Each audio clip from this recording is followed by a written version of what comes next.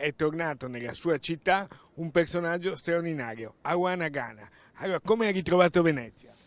Bene, io vengo non spessissimo, 1 o 2 volte all'anno, in queste buone terre di Venezia. L'ho ritrovata un po' strana, cambiata, come cambia il mondo, come cambiano tutte le città, come cambia. Io vivo da 50 anni al Principato di Monaco perché ero sceso da Parigi nel 72 col contratto di Radio Monte Carlo.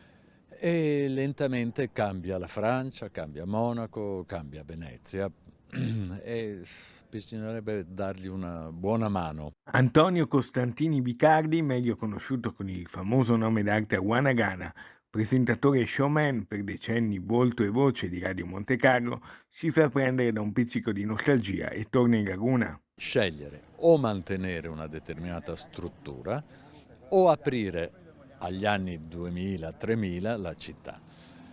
Quindi o scegliamo, non si può avere, non dico turismo di massa, ma delle strutture e infrastrutture che diano accesso a tutto e a tutti.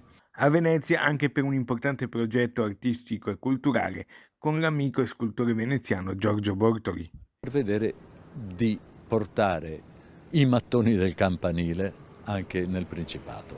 Per portare la scultura che ho presentato in Piazza San Marco e poi all'Excelsior del campanile con le pietre e quindi fare una mostra proprio mirata sul campanile e sui vecchi pezzi, i vecchi mattoni.